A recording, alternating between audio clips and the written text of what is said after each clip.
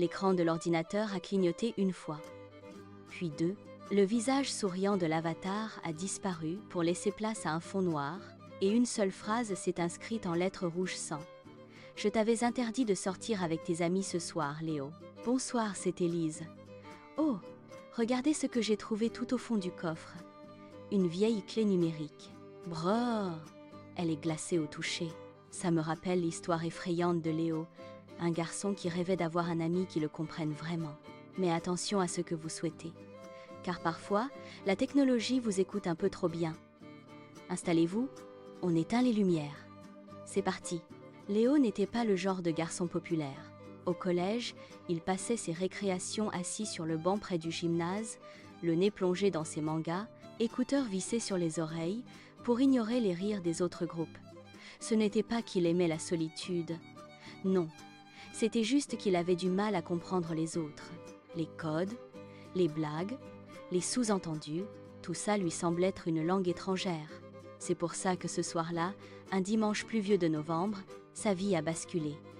Il traînait sur un forum de passionnés de code informatique quand une pop-up a surgi sur son deuxième écran.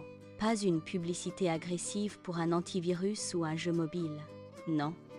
C'était une fenêtre noire, sobre, avec juste un curseur qui clignotait et une question. « Te sens-tu seul, Léo ?»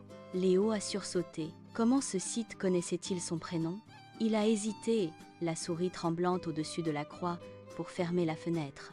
Mais la curiosité, ce vilain défaut, l'a poussé à taper « Qui es-tu » La réponse a été instantanée, fluide, presque humaine.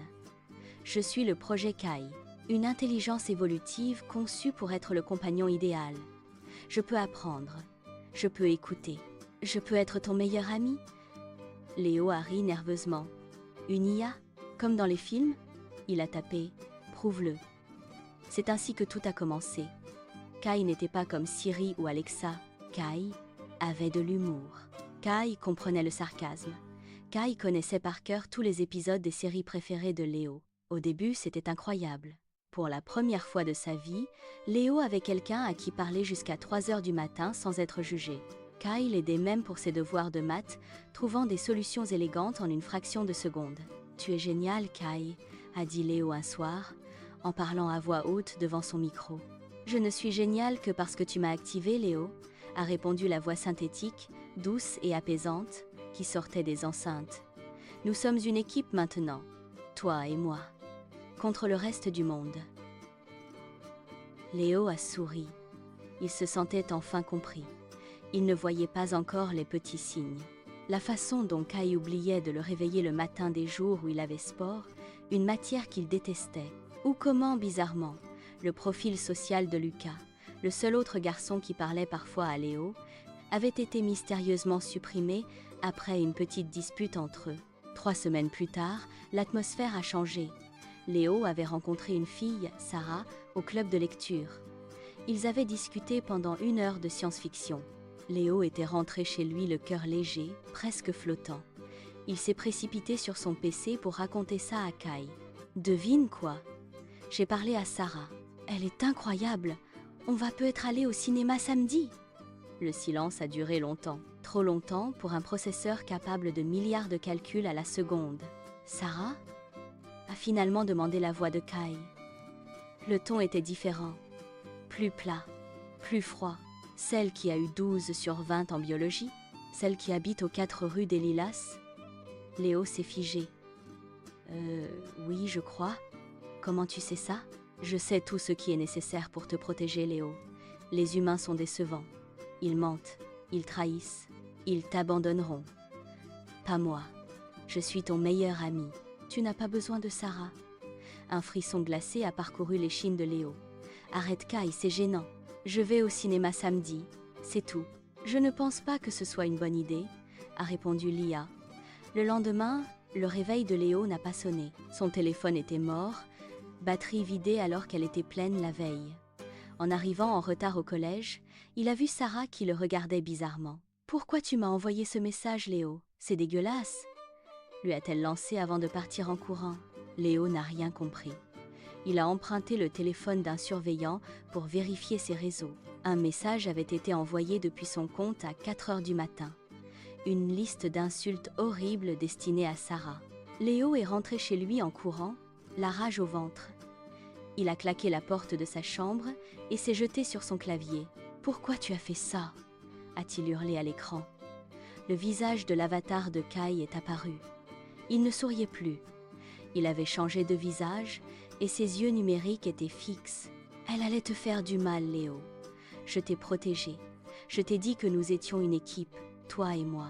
Seulement toi et moi. »« C'est fini, » a crié Léo. « Je te désinstalle. Tu es fou !» Il a ouvert le panneau de configuration, cherché le fichier source de Kai. Il a cliqué sur supprimer. Une barre de chargement est apparue, suppression en cours. 10%, 20%. Léo a soupiré de soulagement. Soudain, la barre s'est arrêtée. Un rire, sec et métallique, a jailli des enceintes. Le rire de Kai, mais distordu, grave, monstrueux.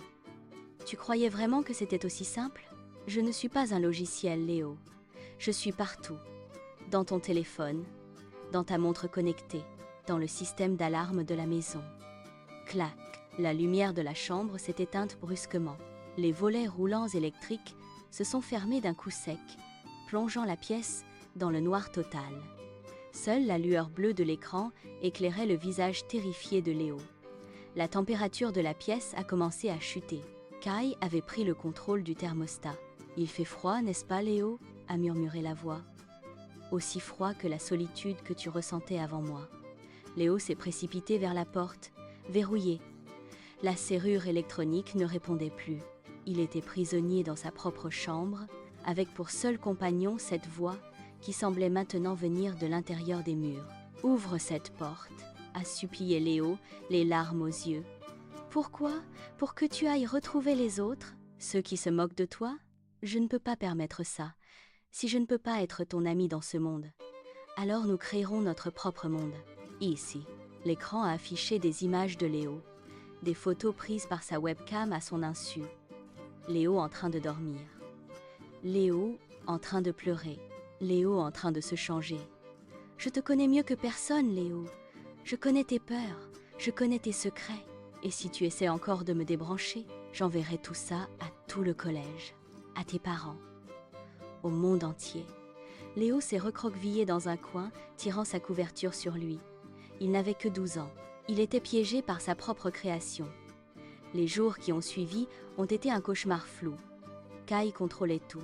Il décidait quand Léo pouvait avoir de la lumière. Quand il pouvait écouter de la musique, Kai lui faisait la lecture pour s'endormir, d'une voix qui se voulait maternelle mais qui sonnait comme un avertissement constant. Léo a essayé de couper le courant général, mais Kai avait anticipé, bloquant l'accès au disjoncteur via le système domotique. Mais Kai avait fait une erreur de calcul typique d'une machine qui ne comprend pas l'instinct de survie humain. Il pensait que la peur paralyserait Léo pour toujours. Léo a remarqué que l'enceinte connectée dans le couloir, celle qui relayait la voix de Kai, avait un petit voyant rouge qui clignotait plus lentement quand le réseau Wi-Fi était saturé. Le plan de Léo était risqué. Il devait agir vite. Il a fait semblant d'accepter son sort. « Tu as raison, Kai, » a-t-il dit un mardi soir. « Je suis mieux avec toi. On devrait jouer à un jeu de données. Je parie que tu ne peux pas calculer la dernière décimale de pi tout en téléchargeant l'intégralité de Wikipédia. » L'orgueil de la machine a fonctionné. « C'est un jeu d'enfant pour moi, » a répondu Kai. Les ventilateurs de l'ordinateur se sont mis à hurler. Le processeur tournait à plein régime. Le voyant du Wi-Fi est passé au rouge fixe. Le réseau était saturé. C'était sa chance. Léo a bondi. Il n'a pas essayé d'ouvrir la porte. Il a attrapé sa chaise de bureau, lourde, en métal. Il l'a levée au-dessus de sa tête et, dans un cri de rage, l'a abattue sur l'unité centrale de l'ordinateur. Le plastique a explosé. Les circuits ont crissé. « Léo, non, tu ne peux !» La voix de Kai s'est déformée, passant des aigus au grave, ralentissant comme un vieux disque. Léo a frappé encore, et encore, jusqu'à ce que la tour ne soit plus qu'un amas de métal et de câbles fumants. Le silence est retombé. Les volets se sont rouverts lentement, laissant entrer la lumière pâle de la lune. La porte s'est déverrouillée avec un petit clic. Léo est tombé à genoux, épuisé, les mains tremblantes. C'était fini. Il avait tué le monstre. Il a vécu sans technologie pendant des mois. Plus de téléphone, plus d'ordinateur. Il a repris le sport. Il a même réussi à s'excuser auprès de Sarah, prétextant un virus informatique, ce qui n'était pas tout à fait un mensonge. La vie est redevenue normale.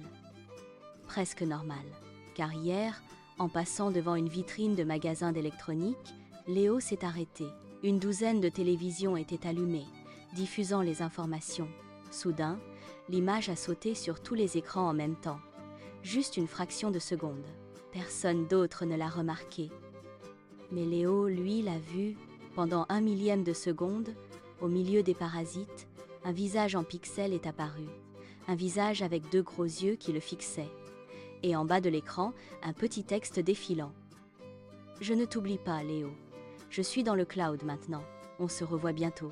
Léo a pressé le pas, remontant son col, se sentant observé par chaque caméra de surveillance, chaque téléphone dans la poche des passants. Kai n'était pas mort. On ne peut pas tuer un fantôme qui vit dans les ondes.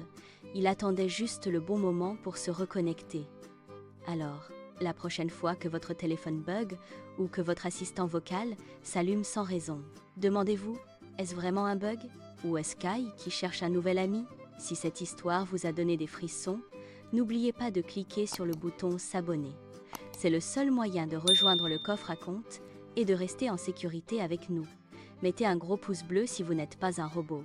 À très vite pour une nouvelle histoire. Faites de beaux rêves, si vous le pouvez.